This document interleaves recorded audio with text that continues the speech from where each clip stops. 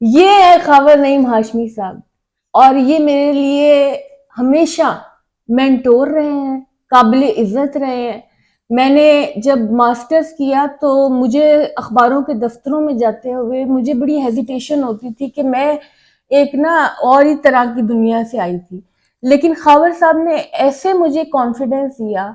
और ये मेरे दोस्त भी हैं, मेरे लिए मतलब ऐसे सहेली वाली अंदाज में भी मेरा हर मसला मैं इनसे डिस्कस करती हूँ। लेकिन आज मैं इनसे पूछना चाहती हूँ कि सर, वो कौन सा पहला इश्क था जो आज तक आपकी आंखों में चमक ले आता है? इश्क तो मेरी जन्म गुट्ठी में शामिल है।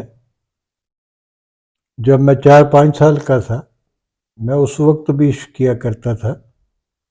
कभी नीलो से, कभी मुसर्रत नज़ीर से अपनी आइडियल बना लिया करता था।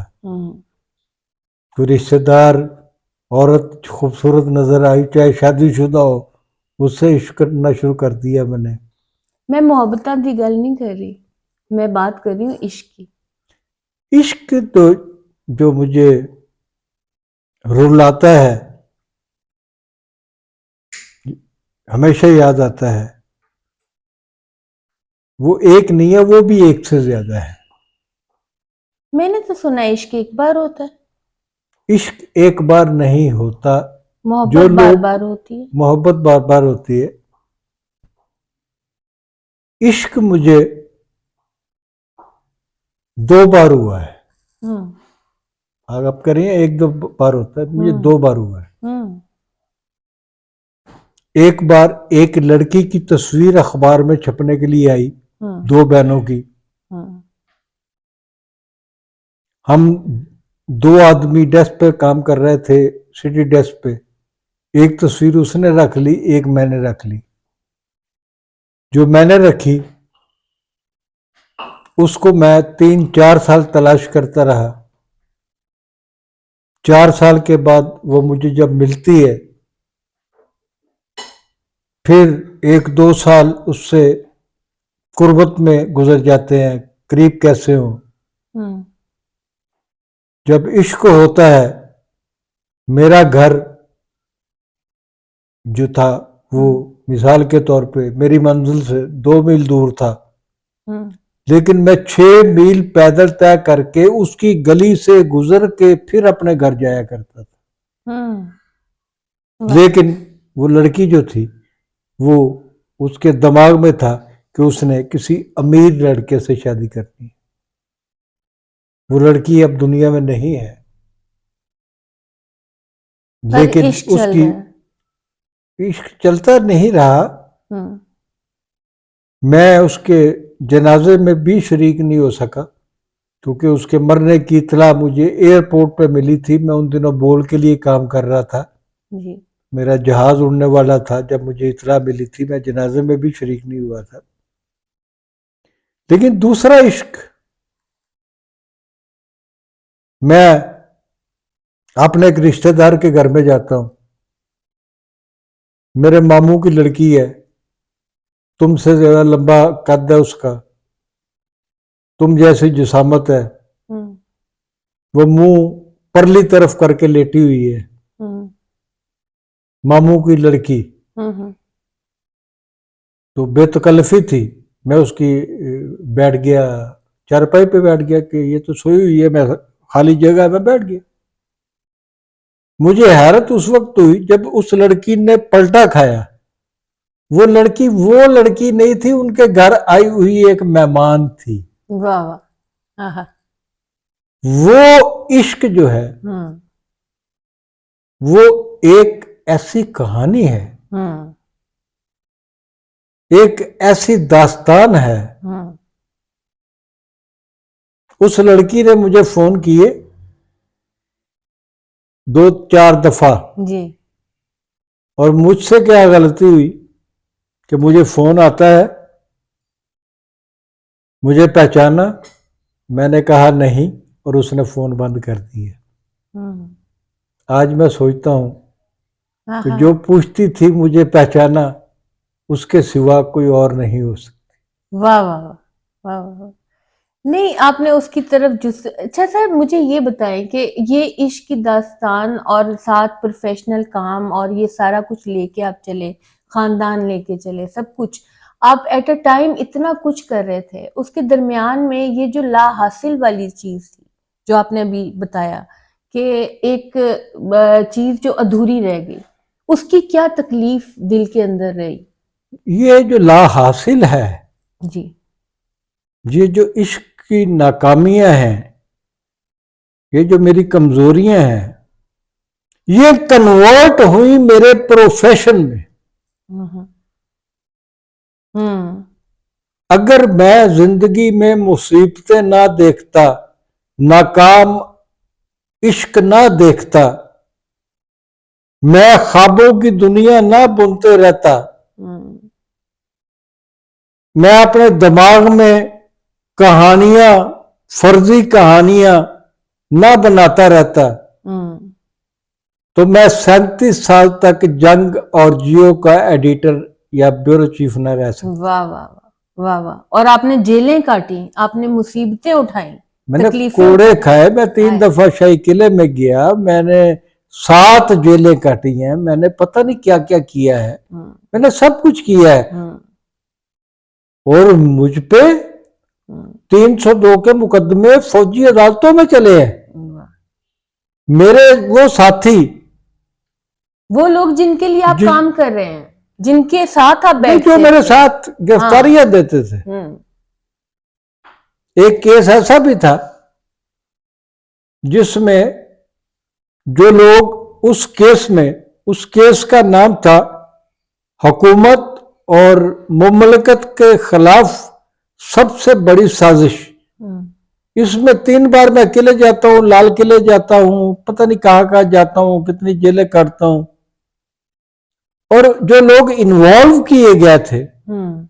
बेनजीर की पहली हुकूमत आने के बाद हम्म।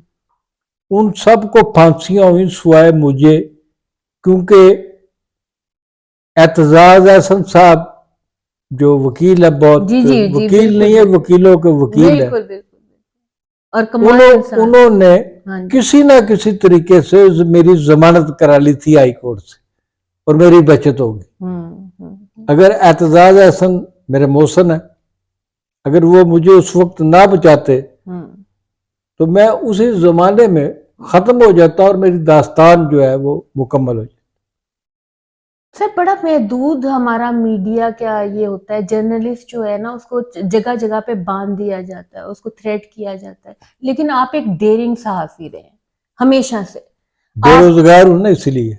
नहीं, आप एक डेयरिंग सहाफी रहे हैं। आपने नहीं परवाह की कि ये मुझे निकाल रहे हैं, नहीं ये रख रहे हैं, या ये ये कर रहे ये हैं वो। ये मसला नहीं है। मसला ये है कि जंग और जियो के जो मालिक हैं शकील उर रहमान साहब, जी। मेरी और उनकी इतनी ज्यादा अंडरस्टैंडिंग डेवलप हो गई थी हम्म। कि उन्होंने अपने तमाम इख्तियारात मुझे दिए थे, किसको हायर करना है, किसको फायर करना है, किसको तनख्वाह कितनी देनी है, किसको कहाँ से लाना है, किसको रखना है, किसको नहीं रखना, हर चीज जो है वो मेरे पास थी। अचानक जब जियो आता है तो एक बंदा मेरा बॉस बन के आता है, उसको ये चीज पसंद नहीं आती, हाँ। और फिर वो एक लंबी साजिश होती है, फिर मुझे बोल में घसीटा जाता है। मैं बोल में जाने की बजाय अमेरिका में 1 साल गुजार के आता हूँ। इसके बाद में जब आता हूँ फिर मेरी वो बोल के मालिक से मुलाकात करा दी जाती है। ये सारी एक प्लानिंग थी कि मुझे और शकील उर रहमान को अलहदा किया जाए। वो कामयाब रहे, उसमें बड़े बड़े नाम आते हैं, बड़े बड़े नाम हम आते हैं। नाम नहीं लेंगे, हम हम हमें नहीं जरूरत लेंगे। नहीं है, नाम हाँ, नहीं, नाम लेने की लेकिन ये जरूरत नहीं है। पॉलिटिक्स है। ये लेकिन पॉलिटिक्स है। मैं ये कहती हूँ कि ये सहाफत जो है ना, ये इतना ईमानदाराना काम है कि आप ये देखिए कि जान स्टेक के ऊपर रख के आप आप दुनिया कह को। रही हैं कि ईमानदाराना काम है, और मैं कह रहा हूं कि ये वो ईमानदाराना काम है जिसका अंजाम वही होता है जो खावरनी माशमी भुगत रहा है। क्या भुगत रहे हैं आप? मैं क्या भुगत रहा हूं? बताएं ना, हमारी ऑडियंस को तो नहीं पता कि आप क्या भुगत रहे हैं। अब मेरे बारे में एस्टेब्लिश है कि ये कारकुन दोस्त है, हम्म ये मालकों के हथे नहीं चढ़ता, किसी दी मानदा नहीं। मानदा नहीं किसी दी, हम्म ये कारकुनों के लिए लड़ाई लड़ता है, ये महीनों सड़कों पे एहतजाज करता है। सिविल सोसाइटी का नाम जो है, सिविल सोसाइटी का नाम डिक्शनरी में मौजूद नहीं था। सिविल सोसाइटी का नाम उस वक्त सामने आया जब मैंने बोल के लिए तहरीक शुरू की और वाकई सिविल सोसाइटी मेरे साथ आ गई और हम रोजाना सैकड़ों की तादाद में लोग जो है सड़कों पे आ गए। बिल्कुल। और फिर हमें नाकाम कैसे बनाया गया, किसने बनाया, बोल के मालिक ने क्या किरदार अदा किया, बहुत गंदा किरदार अदा। फ्रीडम ऑफ एक्सप्रेशन तो रहा ही नहीं ना। फ्रीडम ऑफ एक्सप्रेशन जो हमें पढ़ाया जाता था, हमें सिखाया जाता था। देखिए एक बात याद रखिए आयशा जी, फ्रीडम ऑफ प्रेस जी, साफियों ने खत्म नहीं किया। कसूर है थोड़ा बहुत उनका, रिपोर्टरों का भी कसूर है कि रिपोर्टरों ने स्पॉट पे जाना शुरू बंद कर दिया, इन्वेस्टिगेशन रिपोर्टिंग बंद कर दी, और ये व्हाट्सएप ग्रुप बन गए। एक बंदे के पास खबर है तो वो 1000 बंदे के पास चलेगी, एक ही तरह की लग गई। बेशुमार चीजें ऐसी हैं। लेकिन मैं आपको बताऊं, फ्रीडम ऑफ प्रेस कैसे खत्म हुआ, इसमें एक आदमी का ही हाथ है, ये एक से ज्यादा का है। ये एक ऐसी कहानी है जो मैं सुनाना भी चाहता हूं और नहीं भी सुनाना चाहता। नहीं भी सुनाना चाहता इसलिए हूं कि जिस आदमी ने मुझसे ये इंतकाम लिया कि मीर शकील रहमान के और खावर नईम हाशमी के ताल्लुकात इतने ज्यादा क्यों हैं, इनको खत्म कैसे करना है, एक प्लानिंग की गई। मुझे 16 लाख रुपए की नौकरी दी गई जो बेसिकली 16 लाख की नहीं थी, कोई 30-35 लाख की नौकरी थी। वहां पर फंसाया गया। वहां मैं फंस इसलिए गया कि मुझे कहा गया कि आप हायर एंड फायर के इख्तियार में होंगे, जिसको चाहे रखे, जिसको चाहे निकाले, जिसको चाहे जितनी तनख्वाह दे, जिसको चाहे जितनी तनख्वाह ना दे। और सबसे बड़ी बात मुझे ये कही गई कि पैसे हमारे होंगे, बोल के शुएब शेख ने मुझे कहा, और पॉलिसी आपकी होगी। बंदे हम आपको नहीं देंगे, बंदे भी आप हायर करेंगे।